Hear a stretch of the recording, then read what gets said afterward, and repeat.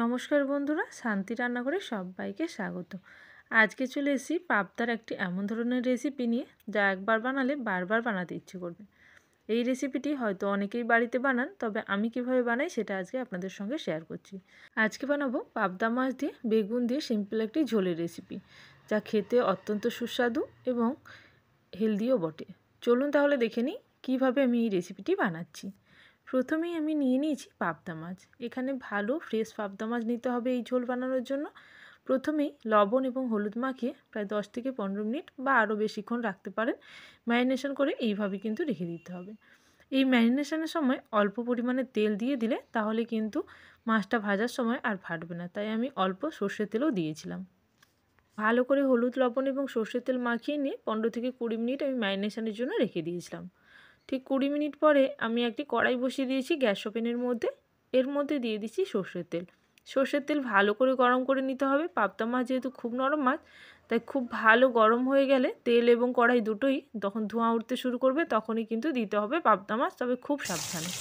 আমি একটু দূর থেকেই দিচ্ছি যাতে না ছিটে আসে। এইভাবে কিন্তু পাবদা মাছগুলো ভাজার সময় সর্ষের তেল অল্প মাখিয়ে নিয়ে দিলে পাবদা মাছগুলো বেশি ফাটে না, তবে তাও একটু ঢাকনা দিয়ে পাবদা মাছগুলোকে ভেজে নিতে হয়।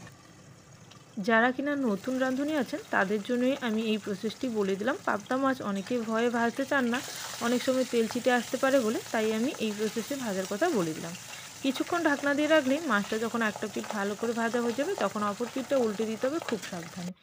এইভাবে আমি মাছটাকে কড়া করে ভেজে নিয়েছি। আপনারা চাইলে এর থেকে হালকা করেও ভেজে নিতে পারেন। অনেকে হালকা ভাজা মাছ পছন্দ করেন, সেক্ষেত্রে আপনারা কম ভেজেও নিতে পারেন। তবে আমি এইভাবে লালচে বা গোল্ডেন ব্রাউন করে ভেজে নিলাম। এইভাবে আমি প্রথমে ব্যাচের মাছগুলোকে তুলে নিলাম এবং সেকেন্ড ব্যাচের মাছগুলো সেমভাবে গরম তেলের মধ্যে দিয়ে দেবো। কড়াইটা যদি খুব ভালো করে গরম থাকে তাহলে কিন্তু এই মাছগুলো ভেঙে যায় না। আর যদি ঠান্ডা তেলে বা ঠান্ডা কড়াইয়ের মধ্যে দিয়ে দেন মাছগুলো, তবে কিন্তু এই পাবদা মাছ নরম হওয়ার কারণে খুব তাড়াতাড়ি ভেঙে যেতে পারে। তাই আমি এইভাবে কড়া করে মাছগুলোকে ভেজে নিয়েছি। এখন মাছ ভাজা হয়ে গেছে, এই সর্ষের তেলের মধ্যে আমি বেগুনগুলো ভেজে নেব।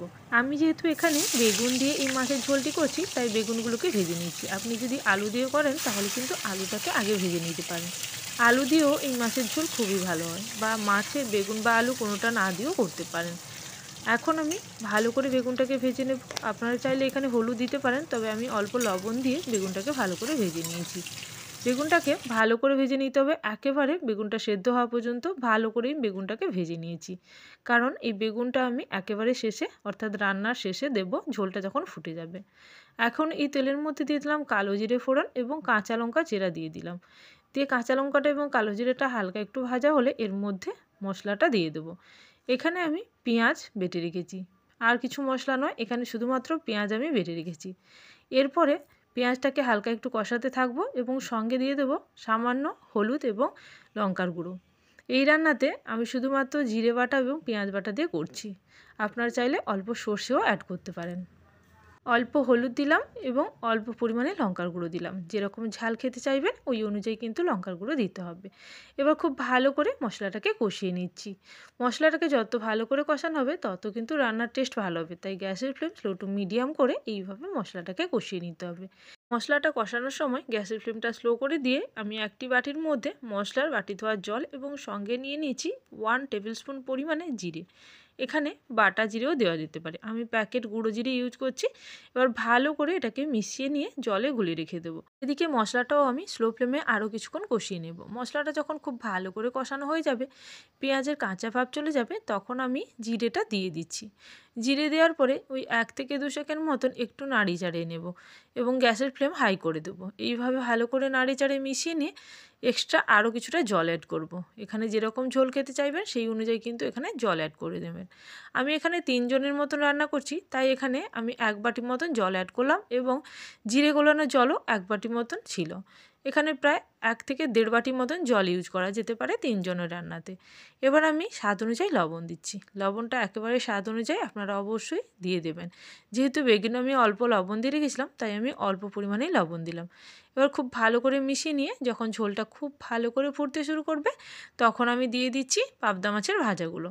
তবে মাছে দেওয়ার পরে খুব ভালো করে কিন্তু ফুটিয়ে নিতে হবে গ্যাসের ফ্লেম হাই করে। স্লো ফ্লেমে এই মাছ ফোটালে তাহলে কিন্তু মাছটা একেবারে নরম হয়ে যাবে, খাওয়ার সময় কিন্তু ভেঙে যেতে পারে। তাই এখানে অবশ্যই হাই ফ্লেমে আমি মাছটা 5 থেকে 7 মিনিট ফুটিয়ে নেব এবং সঙ্গে এখন অ্যাড করে দেবো বেগুন ভাজাগুলো। বেগুনটা যেহেতু একেবারেই ভাজা আছে তাই বেগুনটা সেদ্ধ হওয়ার কোনো টাইম দেওয়ার প্রয়োজন নেই। ওই বেগুনটা ঝোলের সঙ্গে কিন্তু 1 থেকে 2 মিনিট ফুটে গেলেই রান্নাটা সম্পূর্ণ রেডি হয়ে যাবে। চাইলে উপর থেকে অল্প ধনেপাতা ছড়িয়ে এটিকে সার্ভ করা যেতে পারে। এখন দেখুন রান্নাটা কিন্তু ফুটতে শুরু করে দিয়েছে এবং গ্যাসের ফ্লেম আমি এই অবস্থা হাই রেখে একটু ঝোলটাকে ফুটিয়ে নিচ্ছি। আপনারা যেরকম গ্রেভি খেতে চাইবেন সেই অনুযায়ী ঝোল রেখে গ্যাসের ফ্লেম অফ করে দেবেন। এখন দেখুন 5 থেকে 7 মিনিট পরে ওপরে কিন্তু তেল ভেসে উঠেছে এবং রান্নাটা সম্পূর্ণ রেডি হয়ে গেছে। সবশেষে অল্প ধনেপাতা ছড়িয়ে রান্নাটাকে ফিনিশ করা যেতে পারে, তবে আমার কাছে ছিল না বলে আমি অল্প সর্ষের তেল ওপর থেকে দিয়ে দিচ্ছি। এতে টেস্টও ভালো হবে এবং মাছের আঁশটের স্মেলটা চলে যাবে। অনেকে এই স্মেলটা পছন্দ করে না, তাই এইভাবে যদি আপনারা একেবারে রান্নার শেষে একটু পরিমাণে সর্ষের তেল দিয়ে দেন তাহলে কিন্তু খুবই ভালো টেস্ট হবে আর আঁশটের স্মেলটা থাকবে না। দেখুন কতটা সুন্দর দেখতে হয়েছে, খেতেও কিন্তু ততটাই ভালো হয় আর হেলদিও তো বটেই। তাহলে বন্ধুরা রেসিপি ভালো লেগে থাকলে অবশ্যই কমেন্ট সেকশানে জানাবেন। আর যারা এখনও পর্যন্ত চ্যানেলটিকে সাবস্ক্রাইব করেনি অবশ্যই চ্যানেলটিকে সাবস্ক্রাইব করে নিয়ে পাশে থাকা বেল নোটিফিকেশানে ক্লিক করে রাখবেন, যাতে আমার চ্যানেলে কোনো নতুন রেসিপি আসার সঙ্গে সঙ্গে আপনাদের কাছে সবার আগে নোটিফিকেশান পৌঁছে যায়।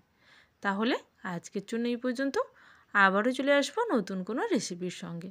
ততক্ষণের জন্য সবাই ভালো থাকবেন, সুস্থ থাকবেন। Thank you for watching my video.